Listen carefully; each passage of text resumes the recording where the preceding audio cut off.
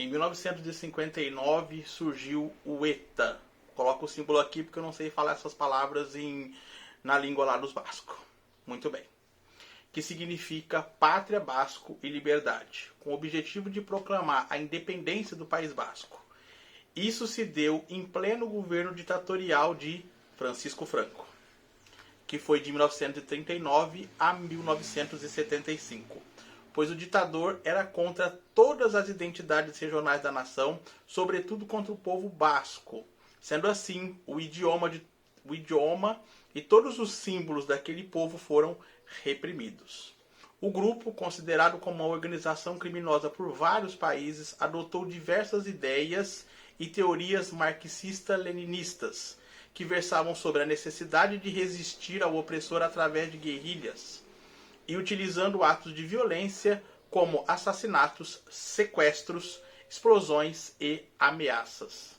Tais ações duraram até 2011, quando o ETA anunciou o fim de seus atentados. É justamente nesse momento que começa o livro de hoje. Pátria, do Fernando Aramburu. Essa edição pertence ao Clube Intrínseco, da editora Intrínseca. A edição que vocês vão encontrar por aí, vou deixar o link na descrição do vídeo, e a imagem da edição que vocês vão encontrar é essa que vai aparecer aqui ao lado. E sim, virou uma série da HBO. E obviamente, se você segue este canal há mais tempo, eu não assisti. Porque eu não gosto de assistir nada que é baseado em livros. Evito, às vezes assisto, mas evito. E se você ainda está por aqui, aproveita, deixa o seu like, se inscreva no canal e compartilhe com os seus amigos, para que este canal tenha mais relevância e cresça cada dia mais com a colaboração de todos vocês. Mas voltando ao que importa, que é sobre o livro, o Fernando Aramburu, autor, ele nasceu em 1959 na cidade basca de São Sebastião. E aqui abrimos um parêntese para dar uma explicação rápida, bem rápida, do que é o País Basco.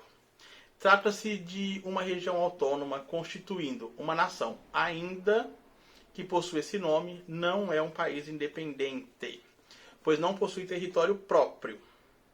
Como vocês estão vendo no mapa, os bascos vivem nessa localidade que vocês podem ver aí, entre a Espanha e a França. Eles têm cultura própria, presença forte do nacionalismo e sua língua, que não possui parentesco com nenhuma outra. Para que vocês entendam a sonoridade desse idioma, eu vou deixar aqui embaixo uma música do Miquel Laboa, um dos cantores e compositores mais importantes do País Basco. A música é muito linda e essa canção aparece aqui neste livro. Mas ouçam, é uma coisa lindíssima. Tanto a sonoridade dessa música como a própria letra. Depois vocês buscam aí a tradução, vocês não vão se arrepender. O País Basco ele é dividido em duas regiões principais. A Comunidade Autônoma Basca, que a capital é Vitória-Gasteiz, e a Comunidade Foral de Navarra, que a capital é Pamplona. Então você tem metade França, metade Espanha, que forma então esse País Basco. O Fernando Aramburu ele tem licenciatura em Língua e Literatura Espanhola pela Universidade de Saragoça. Ele nasceu, não sei se vocês perceberam aí, justamente no ano em que surge o ETA e em meio à ditadura do Francisco Franco. Portanto, acompanhou de perto todo o processo. Logo, é alguém que tem gabarito para poder falar do assunto. E ele faz isso com uma maestria sensacional nesse livro aqui. Lembrando que não é o primeiro livro do autor, mas talvez seja o que mais lhe deu notoriedade. Publicado em 2016, Pátria atingiu a marca de 1 milhão de exemplares vendidos só na Espanha e hoje já está presente em mais de 30 países. Então realmente esse livro aqui é o que vai abrir todas as portas para o autor, não é mesmo? Mas falando, vamos ao que importa, vamos ao enredo desse livro. Que é, vou repetir, maravilhoso, magnífico em sua trama, tema, personagem e na forma original que ele é narrado. Quando eu falo da forma original que ele é narrado, é que eu não vi esse tipo de narração até o presente momento em nenhum outro livro. Ele é narrado em primeira e em terceira pessoa ao mesmo tempo. Por quê?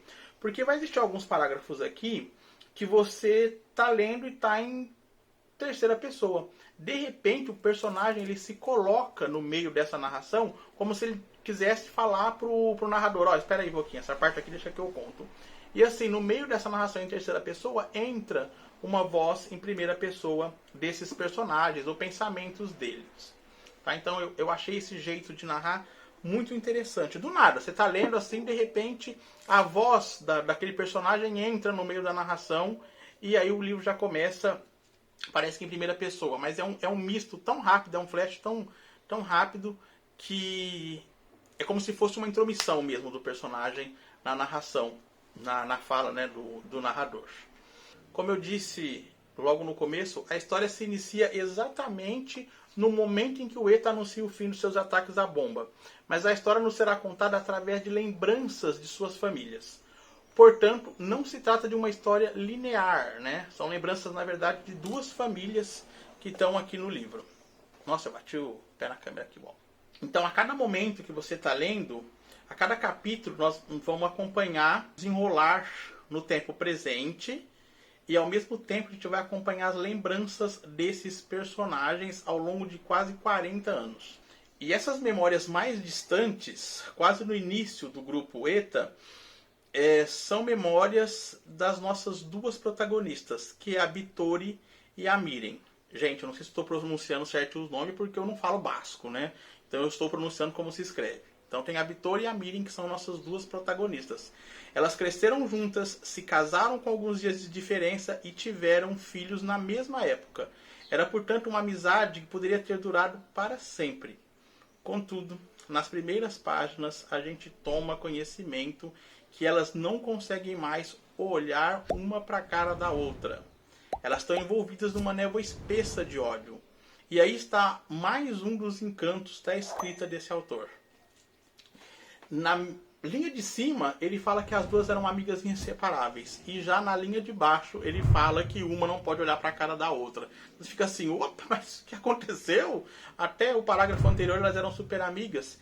E ele vai te contar isso, mas através das lembranças delas. Então, não é de forma linear, né? Quando aparecer uma, você vai saber um pouquinho. Aí aparecer outra, você vai saber mais um pouquinho. E a história vai assim até o final. Você não tem tudo de uma vez. E já na atualidade, enquanto a Bittori passa seus dias indo visitar o túmulo do seu marido, e a Miriam está presa numa rotina de criar uma filha deficiente e visitar um filho na prisão. A Bittori é a esposa que teve o marido assassinado pelo grupo terrorista, e a Miriam é a mãe de um militante extremista. Só isso seria suficiente para uma história que promete muitas emoções, mas o escritor consegue nos levar além.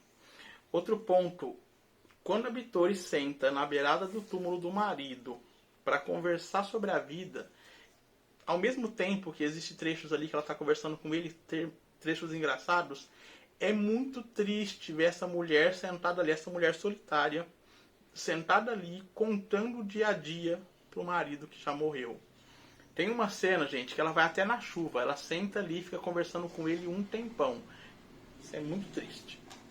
Ao longo de 500 páginas, tá? É um livraço. Ao longo de 500 páginas, nós vamos acompanhar os dois lados de uma guerra onde não há vencedores. O impacto de uma mesma história, a mutação que a escolha de apenas uma pessoa pode fazer com a vida de duas famílias. Você vai ter uma história daquelas, onde a escolha de um único indivíduo mudou a vida de todo mundo. E isso também, nossa, eu não posso falar muito para não dar spoiler, mas é mais ou menos isso. Aqui o autor não escolheu um lado para falar dessa briga entre o grupo Eta e o Estado, né? Então ele não escolheu um lado. Nós vamos olhar através de um microscópio narrativo as vítimas e seus algozes. Seja isso na figura das famílias, do Estado e do próprio Eta. E como as escolhas políticas de quem está ao nosso redor pode nos influenciar e transformar nossas vidas.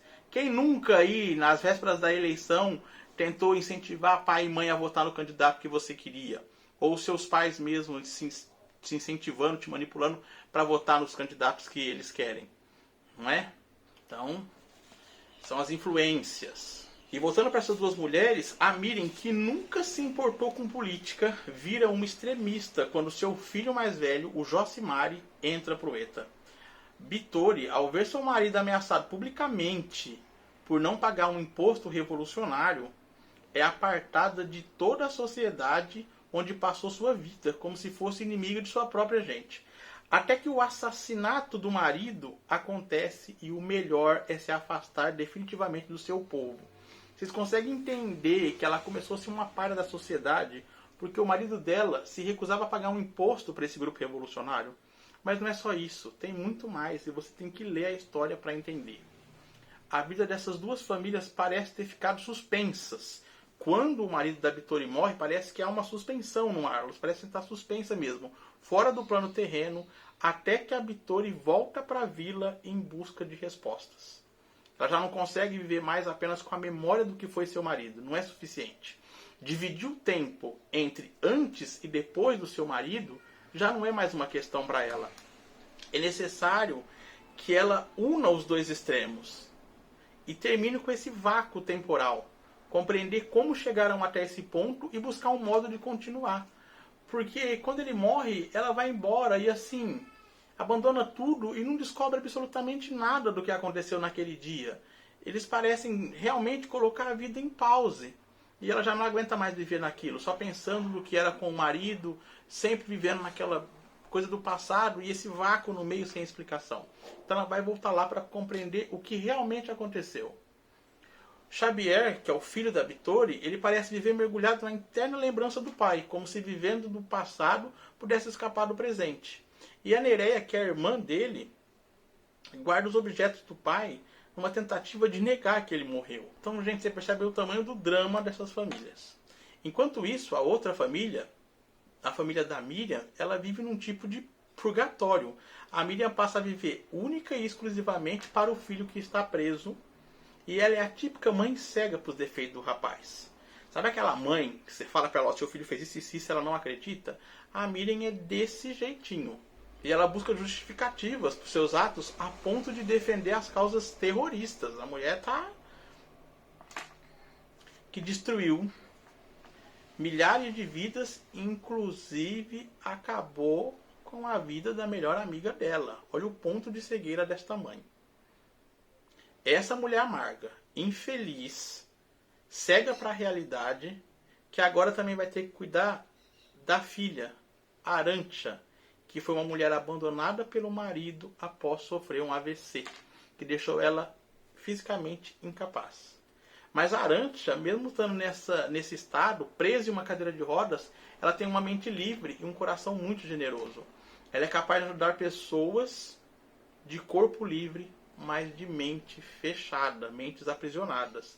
E vai ser justamente ela, esta mulher deficiente, o principal elo para que as duas famílias se resolvam, acabem com essa inércia que existe entre ambas. Pátria é um livro que trata de temas universais, família, medo, dor, violência, mas principalmente é um livro que fala de perdão. Mostra para nós que o extremismo nunca trouxe nada de bom para a humanidade. E é um livro que foi bom ler nesses tempos em que nós vivemos, onde existe muito extremismo, e mostra que isso não leva a lugar nenhum. Eu espero que vocês leiam essa história maravilhosa. Pessoal que gostar de série, vai ver também a série da HBO, mas leia o livro, que é muito bom. Acho que é um dos melhores, não, ele é um dos melhores livros que eu li esse ano. Ainda não sei se é o melhor porque o ano não acabou, mas vai estar entre os melhores. Um abraço para todo mundo, até os próximos vídeos.